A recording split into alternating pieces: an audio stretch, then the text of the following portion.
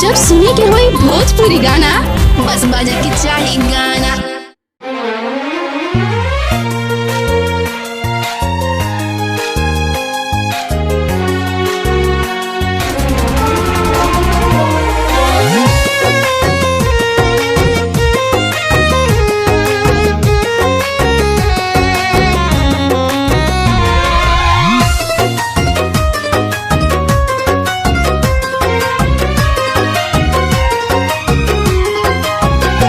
एका करा तारू जिंदगी मिटावे खातिर, एका करा तारू जिंदगी मिटावे खातिर।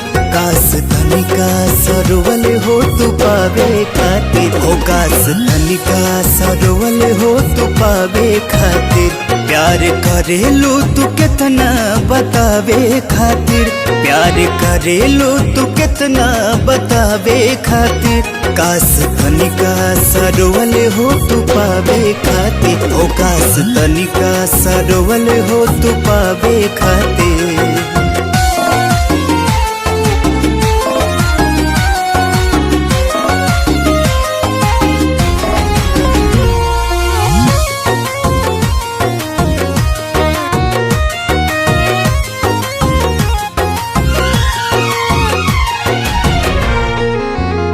झूठे कसम मोहब्बत में खाके रख दिहलू तू पागल बना के।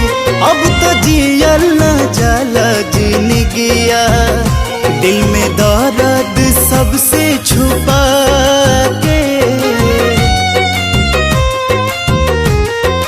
हो झूठे कसम मोहब्बत में खाके रख दिहलू तू पागल बना के।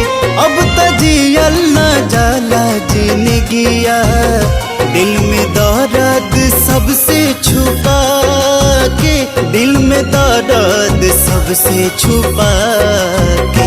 हमर बिखरल जिंदगिया सजावे खातिर, हमर बिखरल जिंदगिया सजावे खातिर। काश तनिका सरवल हो तू पावे खातिर, हो काश तनिका सरवल हो तू पावे खातिर।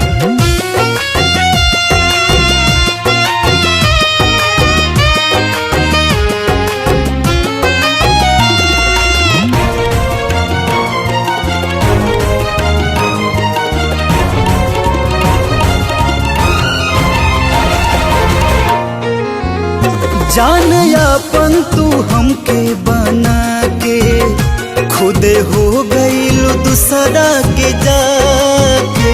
छोड़ गईलू तू तड़पत हमके, साथ रहे के असरा धरा के।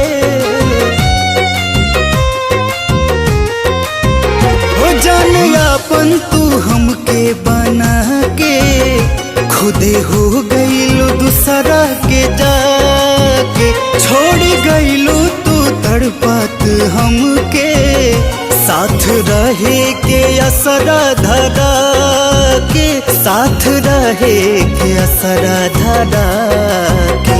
बिने निर्मल अमित के हंसावे खातिर, बिने निर्मल अमित के हंसावे खातिर। काश तनिका सरवल हो तू पावे खातिर, हो काश तनिका सरवल हो तू पावे खातिर।